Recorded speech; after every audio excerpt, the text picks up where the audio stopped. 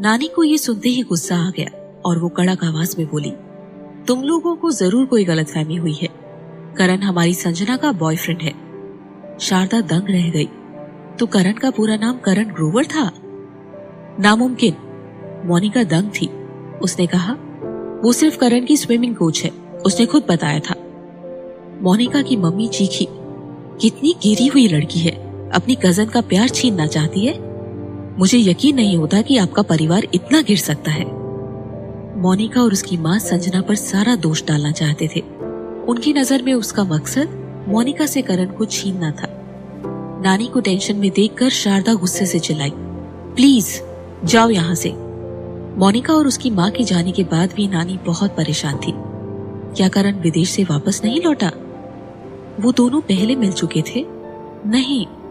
उसने ये क्यों कहा कि वो अभी उसकी स्विमिंग कोच है? इसका मतलब वो दोनों एक दूसरे से मिलते रहे हैं। लेकिन मिष्टी ने तो कहा था कि करण विदेश में गया है। आखिर ये सब हो क्या रहा है? वो इसे मानना नहीं चाहती थी। उन्हें संजना की चिंता थी। उनको लगा था कि संजना ने अपना जीवन साथी ढूंढ लिया है और जो उसको हमेशा खुश रखेगा। लेकिन फिर ये सब क्यों? उनका दिल घबरा रहा था। उनके चेहरे से साफ झलक रहा था कि वो कितनी परेशान है। शारदा भी बहुत परेशान थी। उन्होंने नानी को आराम करने के लिए कहा और संजना को फोन लगाया।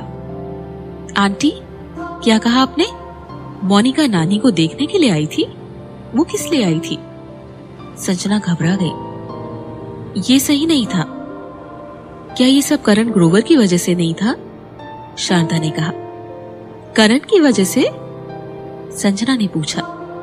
शारदा ने फिर संजना को सारी बात बता दी कि कैसे नानी एक दिन पहले करण से टकराई थी। संजना का दिल जोरों से धड़क रहा था। पूरी दुनिया में नानी को करण से ही क्यों टकराना था? हे भगवान, उसकी किस्मत उसके साथ कैसा खेल खेल रही थी।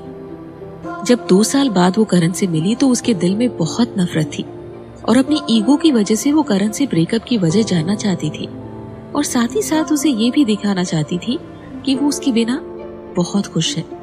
लेकिन बाद में उसे एहसास हुआ था कि वो करण के साथ ज्यादा इन्वॉल्व नहीं होना चाहती। वो उससे दूर जाना चाहती है। लेकिन जैसे उसने चाहा वैसा कभी नहीं हुआ। जैसे उनकी किस्मत एक दूसरे से जुड़ी हो और ऊपर से वो नानी से भी टकरा गया। उसे जानकर कोई हैरानी नहीं हुई कि मोनिका एक नजर में करण पर फिदा हो गई। वो लड़की किसी मुसीबत से कम नहीं थी। क्या वो नानी माँ से झूठ नहीं कह रही थी? नानी जरूर इस बारे में सोचकर परेशान हो रही होगी। संजना के दिमाग में बस यही चल रहा था कि वो नानी को कैसे समझाएगी। और ये करण भी, अगर वो नानी से मिला तो उसने बताया क्यों नहीं? उसे समझ जाना चाहिए था कि उसने नानी से झूठ बोला था। नानी अंदाजा लगा रही थी कि करण उसे सरप्राइज देने आया था। लेकिन करण को तो समझना चाहिए था ना, है ना? अगर वो उसे बता देता तो कम से कम नानी को समझाने का कोई बहाना तो ढूंढ लेती। तभी विला का दरवाजा खुला। संजना ने मुड़कर देखा तो करण अंदर आ रहा था। उस दिन के बाद करण आज विला लौटा था।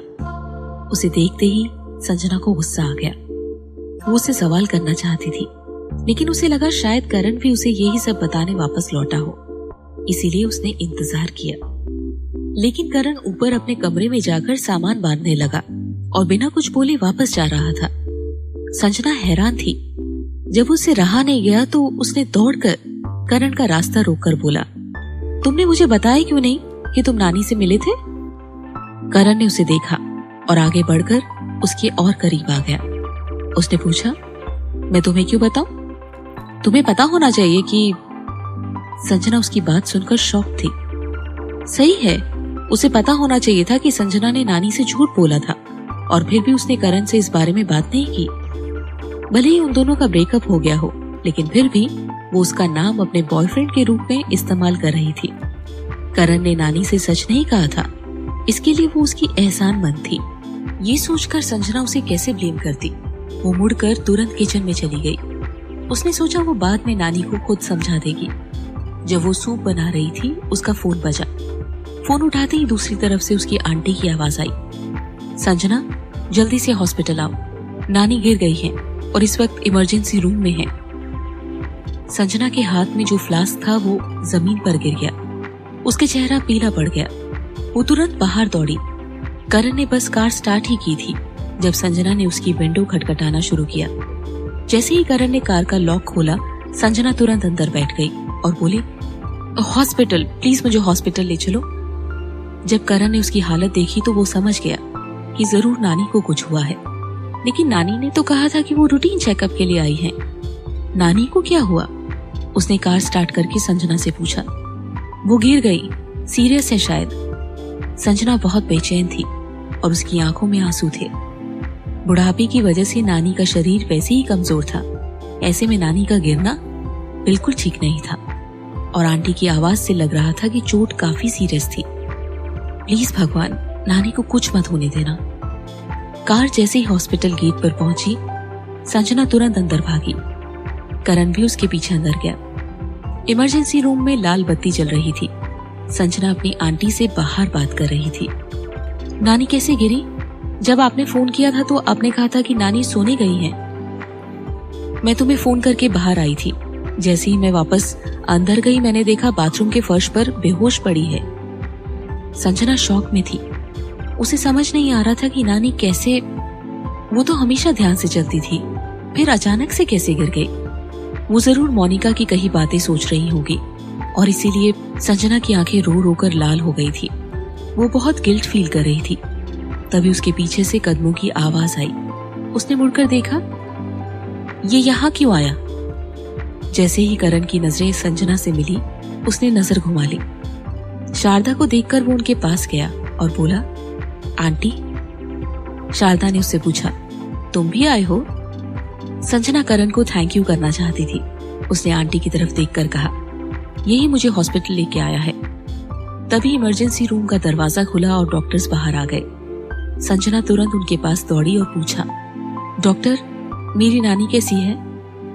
डॉक्टर ने अपना फेस मास्क हटाकर बोला, उनका गिरना बहुत गंभीर था। पैर में फ्रैक्चर के अलावा उनके दिमाग में ब्लड क्लॉट भी है। हमें उनका तुरंत ऑपरेशन करना होगा, लेकिन उम्र ज्यादा होने की वजह से उनके बचने के चांसेस बहुत कम हैं।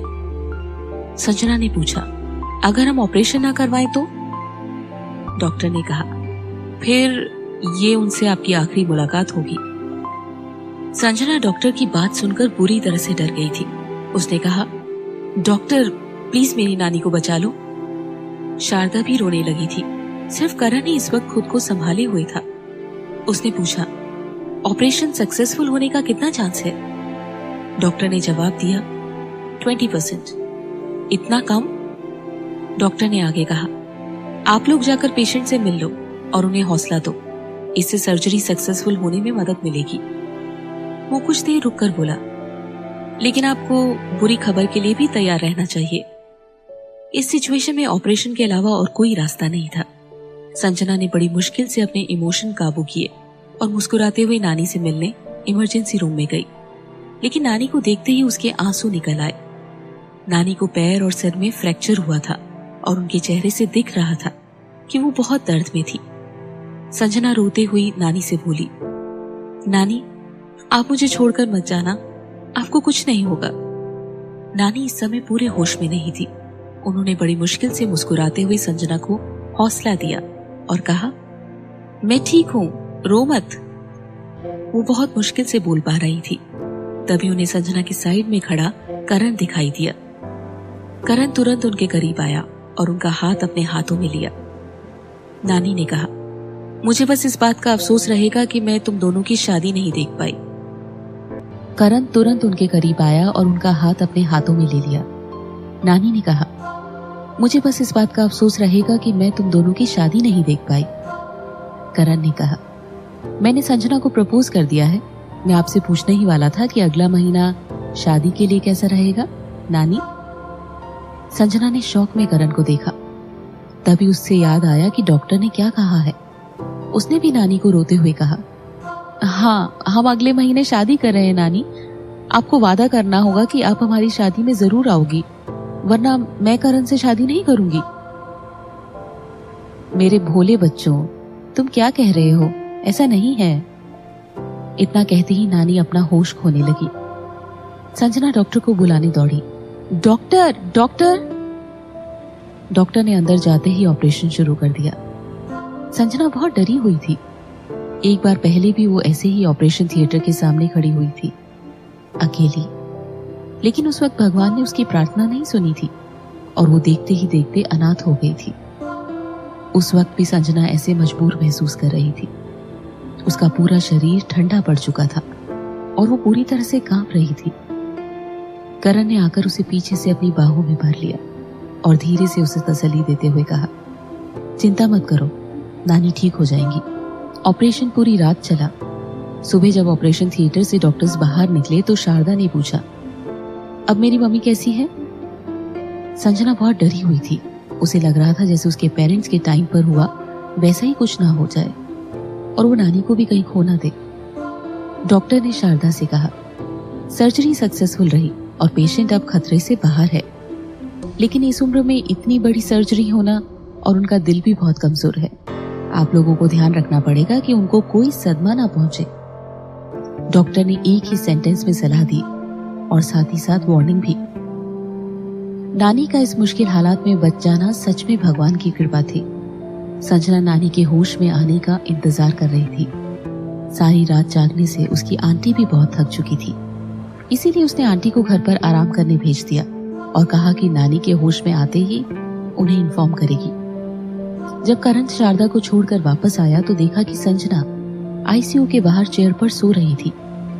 करण उसके पास जाकर बैठ गया और संजना उसके कंधे पर सर रखकर सो गई। जब संजना जागी तब तक नानी को आईसीयू से हटाकर वार्ड में शिफ्ट कर दिया गया था। वो अभी तक होश में नहीं आई थी, लेकिन उनकी हालत में सुधार आया था। डॉक्टर ने उन्हें नानी से ज्यादा ऐसी बातें करने को कहा जिन्हें सुनकर वो खुश होती, ताकि वो जल्दी होश में आए। संजना नानी के पास बैठ गई और नानी का हाथ अपने हाथों में लेकर बोली, नानी आप कब उठोगी? मुझे छोड़कर मत जाना, मुझे बहुत डर लग रहा है। संजना पहले इस बात से डरी हुई थी कि कहीं नानी उसके पेरेंट्स की तरह उसे छोड़कर ना चली जाए, और जब उसे डर लग रहा था कि नानी भी उसकी बहन की तरह हमेशा सोती ना रह जाए, वो उनके पास बैठकर उनके जल्दी ठीक होने की प्रार्थना करती रही। अचानक नानी के होंठ धीरे से हिले, जैसे वो कुछ कहना चाहती हो। संजना तुरंत आके झुकी। शायद नानी उसका नाम ले रही थी। मिष्टी। संजना खुशी से रोने लगी और उसने तुरंत नर्स को बुलाया और बोला, नानी नानी मैं यहीं हूँ, आप आंखें खोलो। पूरे 24 घंटे बेहोश रहने के बाद नानी होश में आई थी। संजना का रो रोकर बुरा हाल हो चुका था। नानी आप बहुत बुरी हो, आपने मुझे कितना डरा दिया था। आज से आप अपना पूरा ध्यान रखोगी, वरना मुझे नहीं पता मैं क्या करूंगी। मेरे पास आपके सिवा और कोई नहीं है नानी। नानी ने मुस्कुराते हुए संजना के सर पर प्यार से हाथ फेरा और बोली, तुम रो क्यों रही हो? जल्दी से आंसू पोंछो, तुम रोते हुए बहुत बुरी लगती हो। टिश्यू से आंसू पोंछकर संजना बोली, मैं चाहे जितनी भी बुरी लगूं, मैं फिर भी आपकी प्यारी मिष्टी रहूंगी। नानी ने मुस्कुराकर कहा, हाँ बिल्कुल, वैसे 2 दिन से करण मुझसे मिलने क्यों नहीं आ रहा? नानी की जान शायद इसीलिए बची हुई थी क्योंकि उन्हें अपनी संजना की बहुत चिंता थी, और वो सच में मोनिका की बातों को सोचते हुए ही गिरी थी। अगर उन्हें कुछ हो गया तो शायद सच में संजना करण से शादी ना करे, जैसा कि उसने इमरजेंसी रूम में कहा था। वो हर हाल में संजना की शादी देखना चाहती थी और उसके बच्चों को गोद में खिलाना चाहती थी। शायद तब जाकर वो चैन से मर सकती थी। संजना सोच रही थी कि नानी को क्या जवाब दे। नानी को हाल ही में होश आया था और वो कोई रिस्क नहीं लेना चाहती थी। संजना ने कहा, वो इन दिनों थोड़ा सा बिजी है। इस वक्त वो सिर्फ करण से मदद मांग सकती थी। उसने उसकी फेक गर्लफ्रेंड बनने की एक्टिंग की थी, और अब जब उसे मदद की जरूरत है तो वो भी उसका फेक बॉयफ्रेंड ही तो बन सकता है। वो मना नहीं करेगा, है ना? जब करण की नींद खुली तो सुबह के 7 बज चुके थे। वो थोड़ा और सोना चाहता था, लेकिन किचन से बहुत तेज आवाज आ रही थी। वो उठकर किचन में गया तो उसने देखा कि संजना काम में बिजी है। संजना नाश्ता टेबल पर लगाने ही वाली थी कि जब उसने देखा कि करण सामने खड़ा है। करण ने उससे पूछा, तुम यहाँ क्या कर रही हो? संजना हिचकिचाते हुए बोली, मैं यहाँ तुम्हारे लिए नाश्ता बनाने के लिए आई हूँ।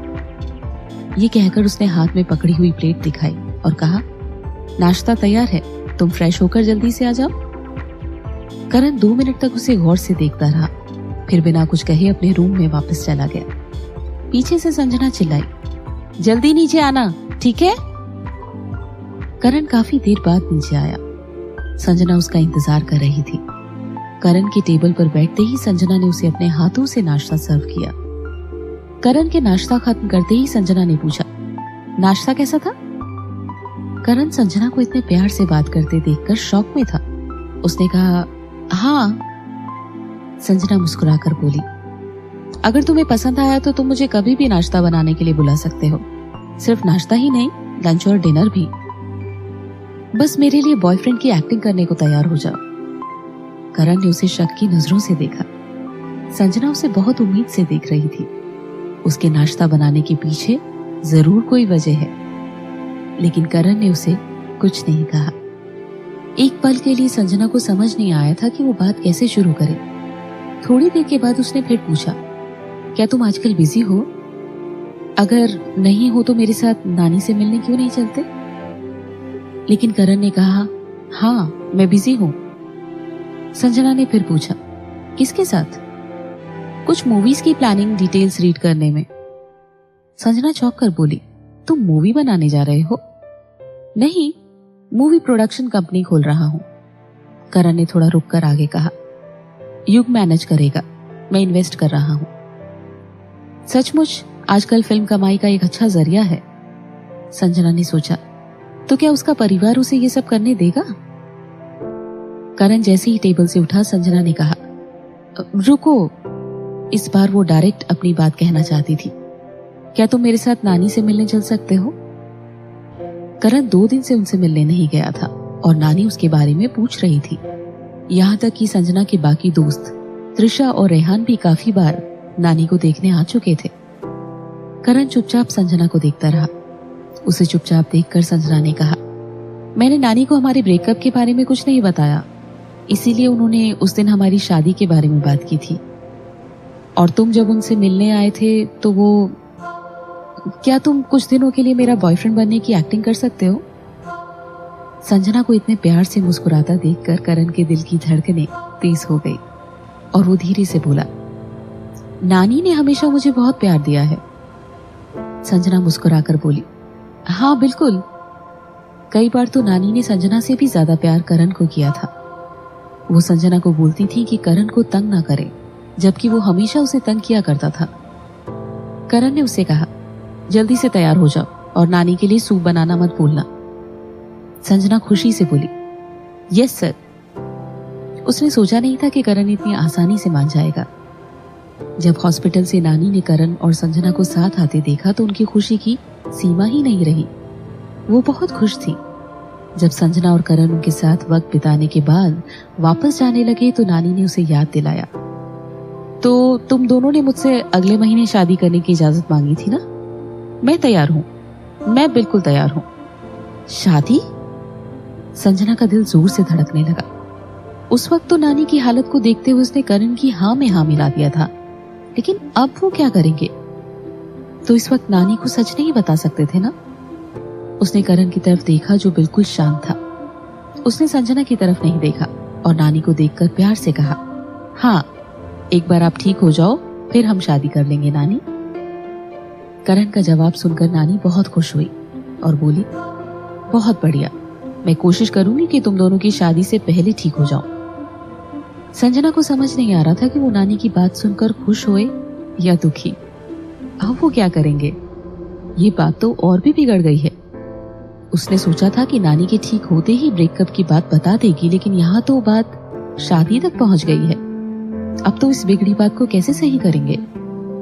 करण से बहुत देर तक बात करने के बाद नानी थक गई थी, इसीलिए संजना ने उन्हें दवा खिलाकर सुला दिया। उसके बाद संजना करण के साथ वहां से घर के लिए निकल गई। करण पूरे रास्ते चुप था।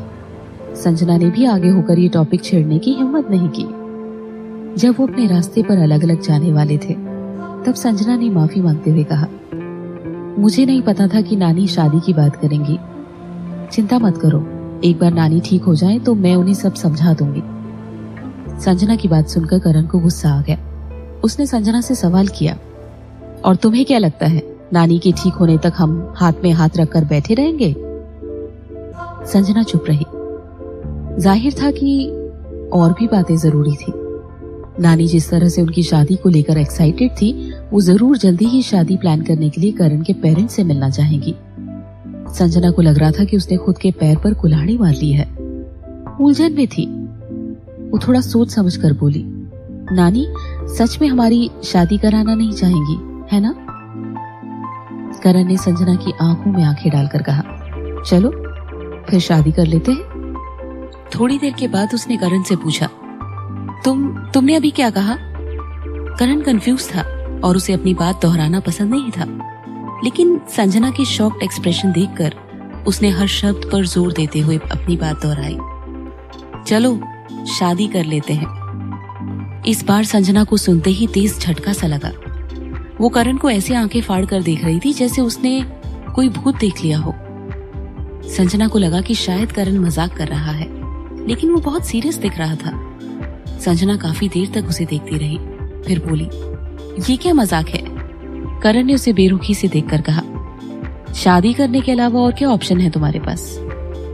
संजना घबरा कर बोली, लेकिन उसने सच में नहीं सोचा था कि उसे करण से शादी करनी पड़ेगी या वो खुद उससे शादी करना चाहेगा। उसकी मदद करने के लिए ये ठीक नहीं था। संजना ने गहरी सांस भरते हुए करण से पूछा, तुम मुझसे शादी क्यों करना चाहते हो? हमें ये नहीं करना चाहिए।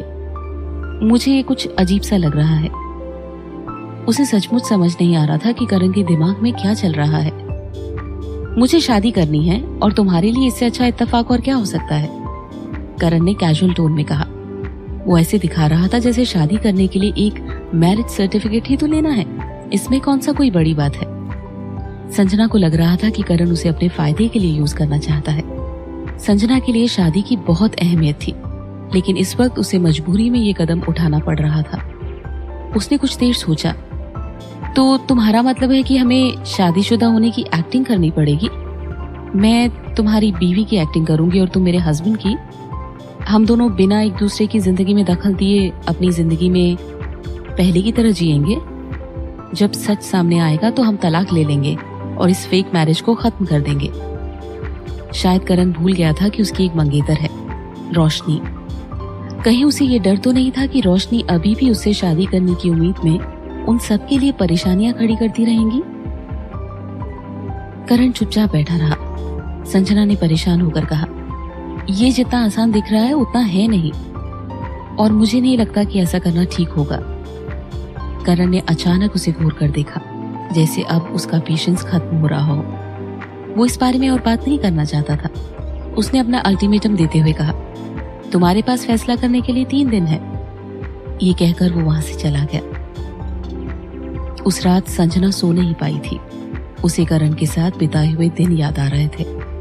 सुबह उठने के बाद वो बहुत कंफ्यूज थी। देखा जाए तो नानी के लिए उसे करण से शादी करनी चाहिए।